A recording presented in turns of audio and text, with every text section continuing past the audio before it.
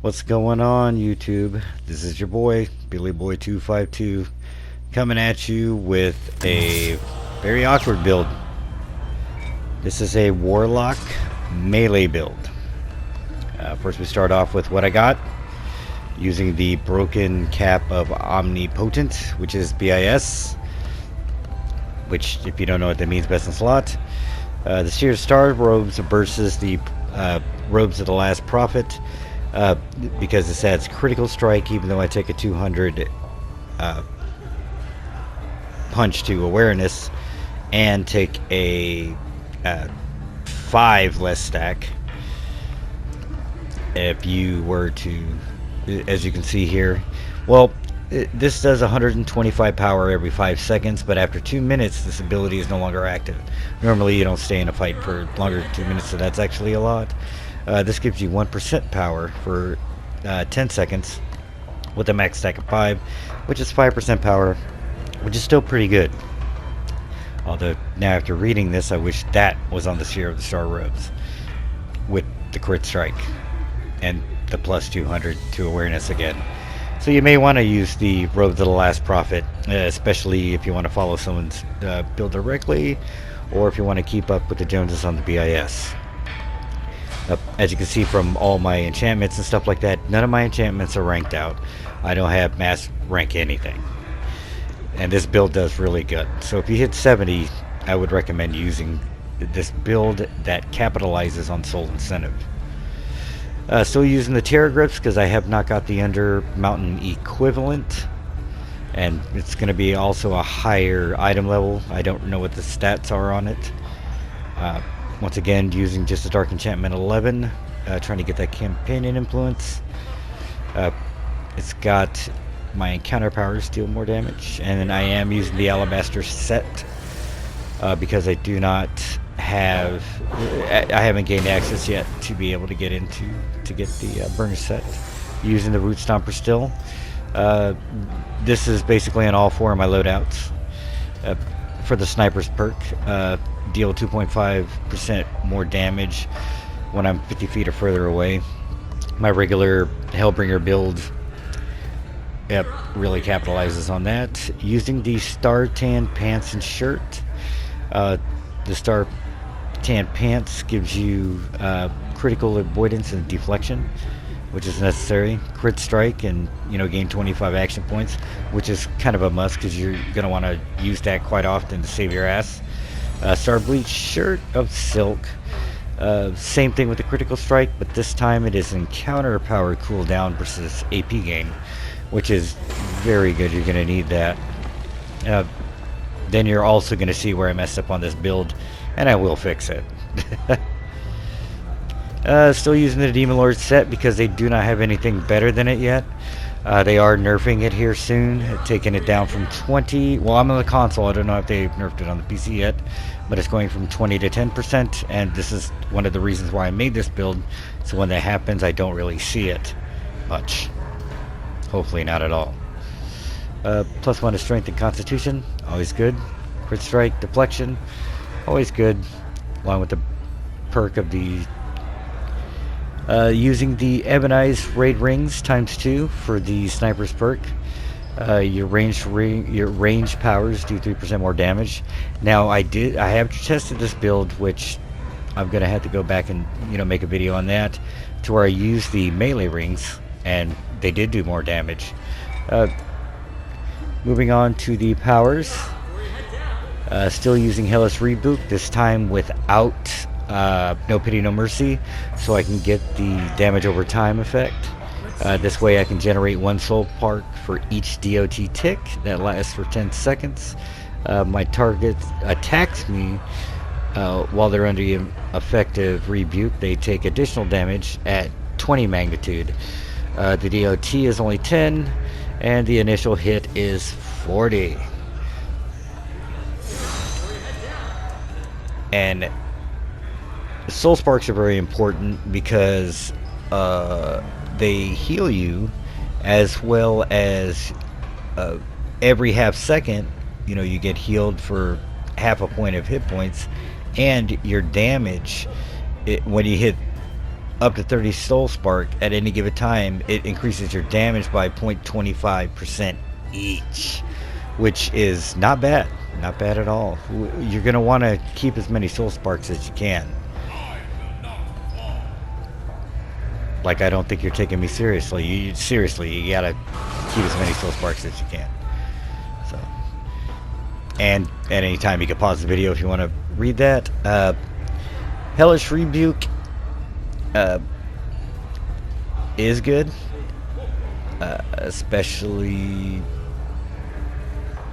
for tight situations, and what I have it paired with, you'll see. Hand of Blight, I'm using this mainly for the melee. I don't use it as ranged much at all.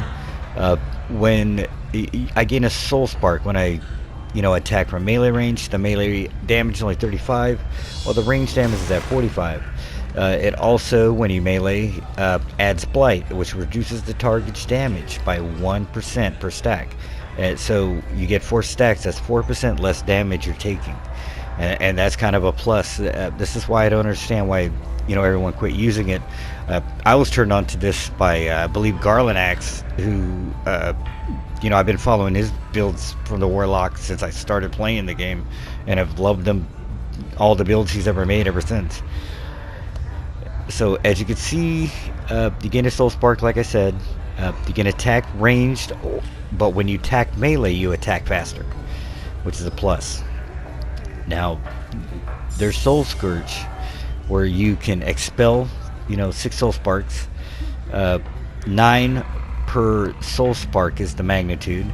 It does radiating DOT, 1.5 magnitude per soul spark. So it's not too bad, but you're not going to want to use your soul sparks too much. Mainly for the damage buff. I'm thinking about changing something on the build, so I may have to every now and then pop it. You'll see why here when I get to it. When we get to the feats, that is. And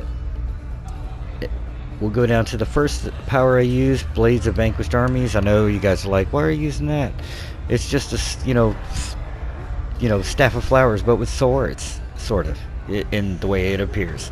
The magnitude is only 20 per blade, but it is a shit ton of blades. The main reason why I use it is because of the 5,000 deflect you get, and everything is going to be affected by Lesser Curse. So be able to use this curse synergy. Blades will periodically fling themselves at targets affected by Lesser Curse, which you're constantly just putting out damage. Is one of the sole things I do with this build, because everyone who plays a Warlock knows we got fucked. Hater's Grasp, which pairs with this, the Soul Incentive now grants you 4% bonus damage, because your Soul Puppet, you gain a stack of Soul Incentive when your Soul Puppet's out, which increases the damage of your Soul Puppet by 10%.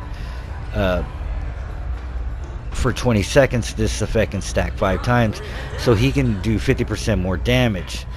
And that's kind of a plus, because it's like you can have your augment and a fighting companion.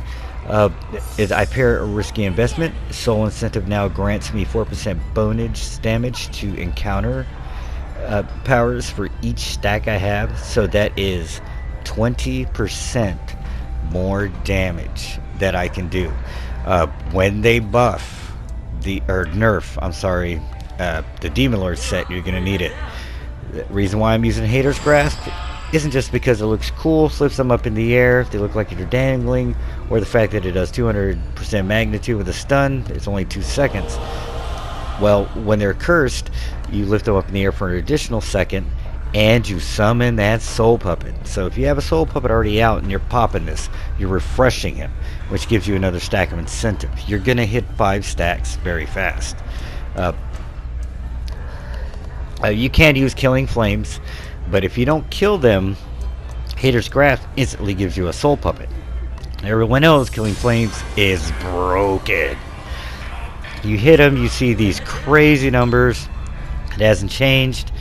They're not as big as they used to be because of you know, how I have this build set up. So, but it is decent.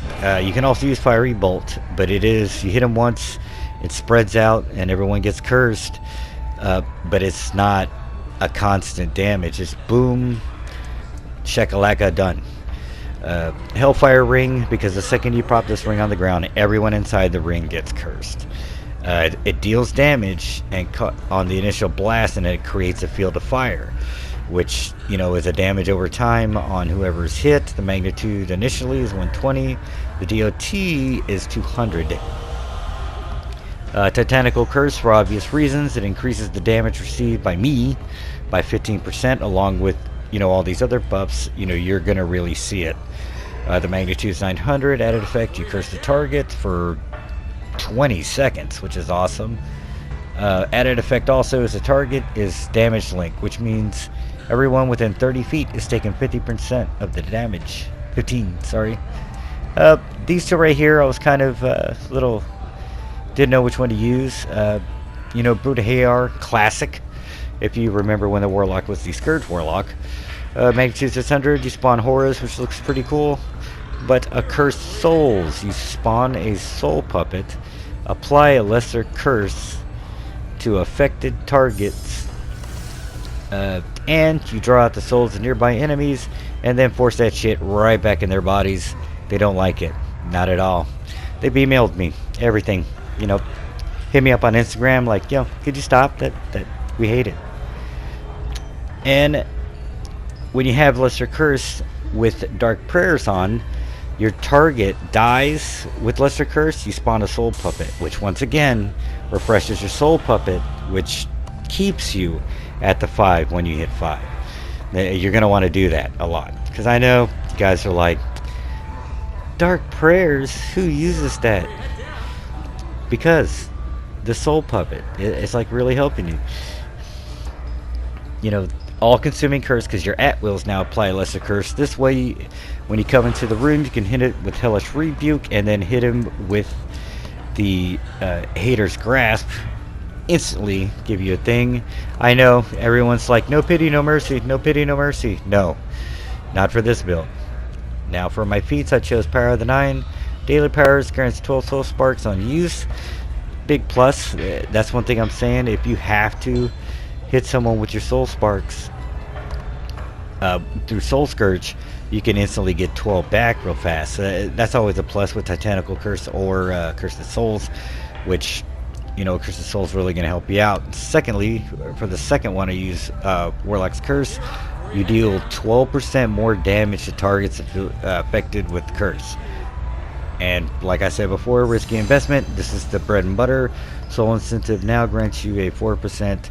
Well, not really the bread and butter, more like jelly. Executioner's Gift. The powers deal 20% more damage as your target health diminishes, which is one big reason why I wanted the Blaze of Armies on.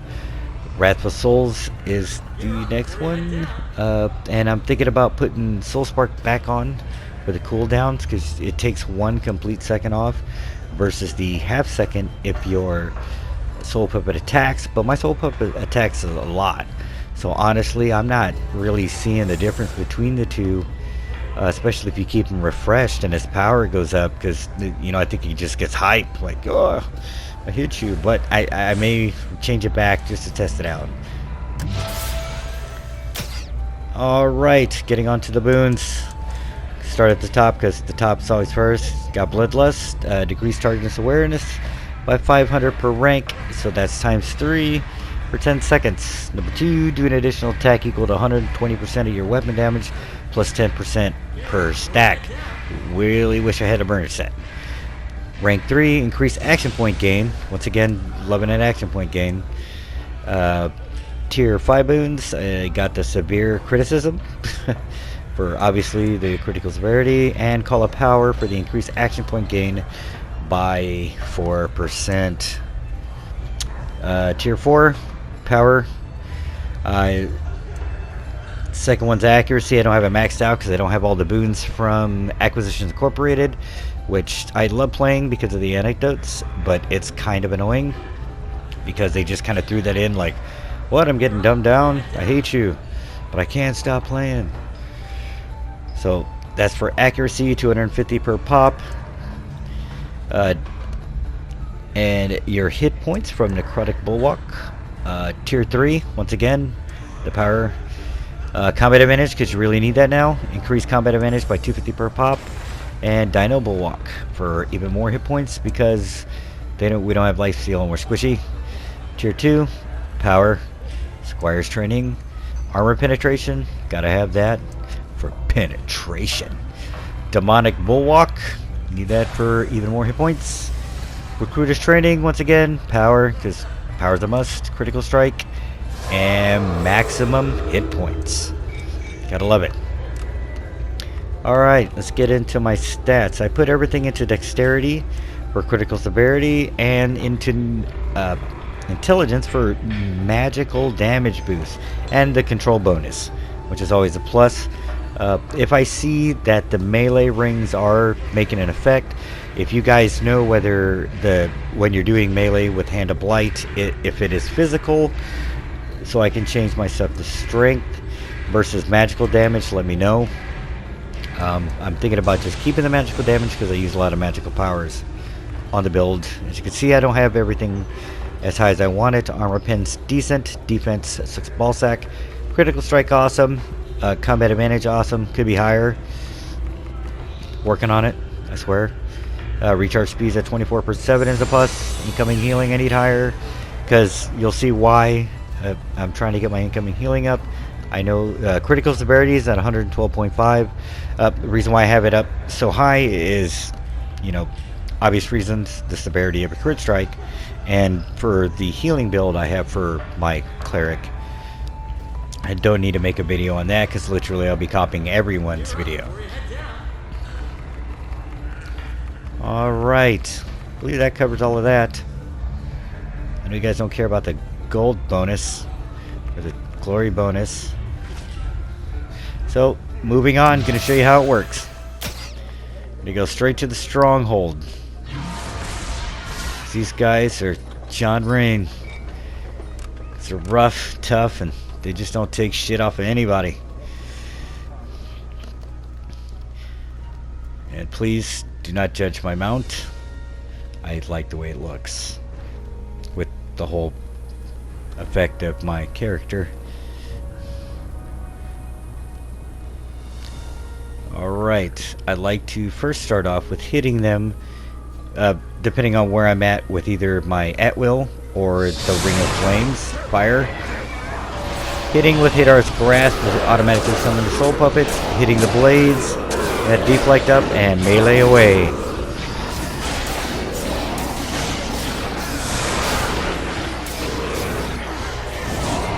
Make sure until I start killing people to keep spamming that Hadar's Grasp to keep refreshing my soul incentive. And as they die, refreshing it, and as you can see, my stacks are up.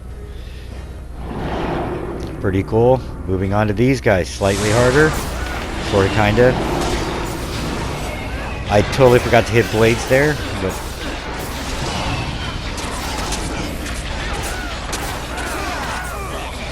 then you're gonna hear Hellish Rebuke, because if I don't see something targeted, I do need to get that DOT ticking, just so I can keep constant damage going.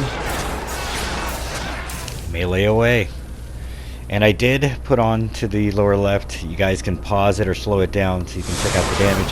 Now remember, I don't have all my stuff high up, but for this build, this is, very good damage for a strict warlock. Or a warlock, sorry.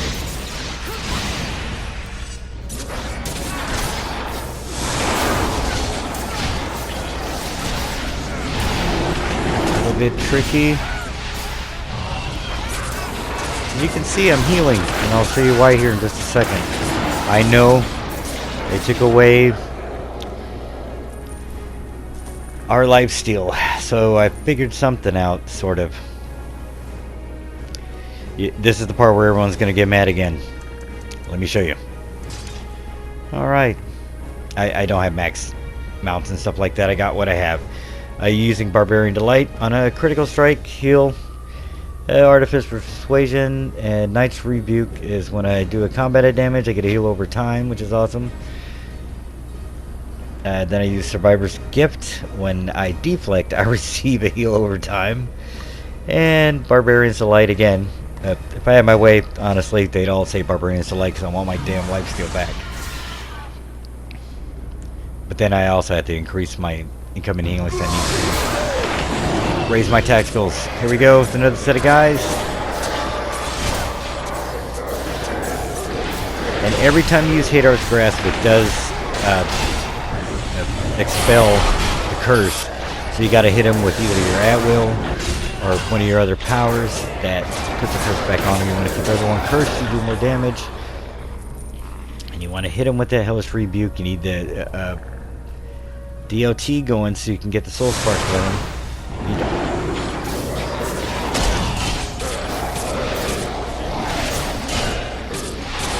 And just keep refreshing.